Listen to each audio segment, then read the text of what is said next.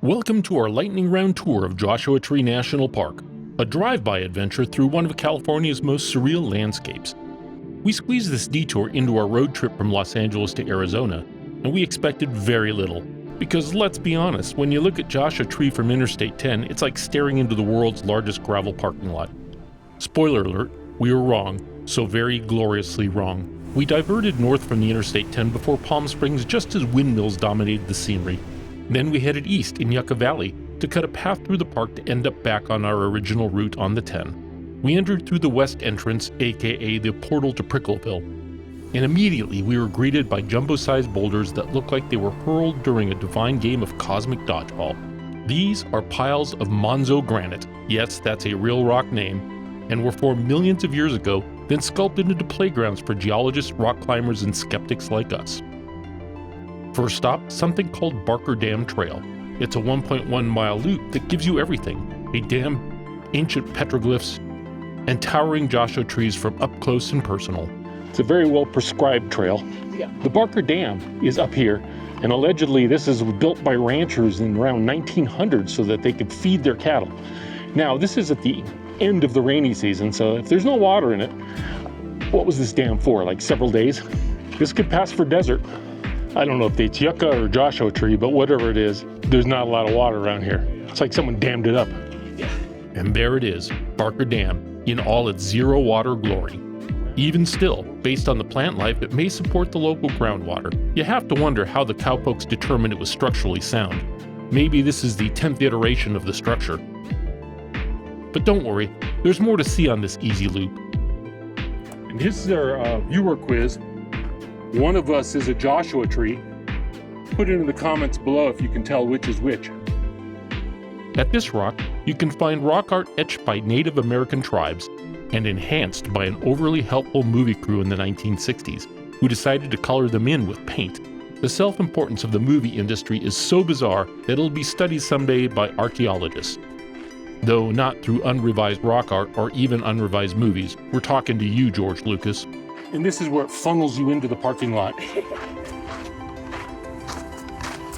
Back on the road, we climbed to the very nearly mile-high Keys View, where you can see all the way to Palm Springs, the San Andreas Fault, and two snow-dusted peaks, Mount San Jacinto and Mount San Gorgonio.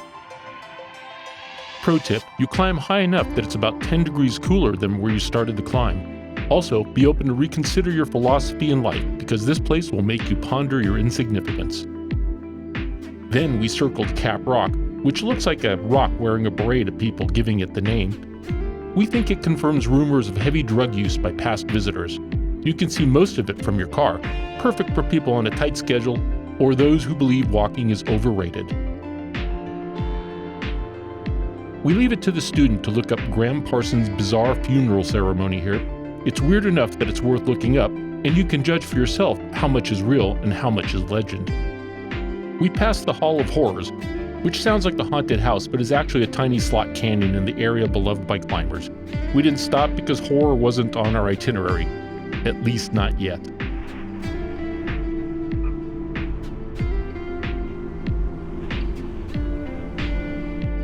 But Skull Rock? That was worth a pullover. Allegedly, this is Skull Rock. No one knows how it got its name. Experts still argue. A giant stone skull by the side of the road, caused by erosion over millennia, or possibly cursed pirate treasure. Either way, it was the most photogenic cranium we've ever seen. Beware of myopic randos who think it's more interesting from up close. Then we hit Arch Rock Trail, a short hike near White Tank Campground, which doesn't allow day use parking. So we're at Arch Rock Trail, and the access is that way, so we're gonna do that. Nope, can't go any further.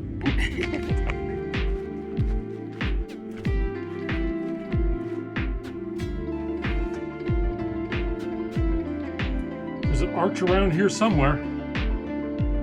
We shall call this the alleged arch.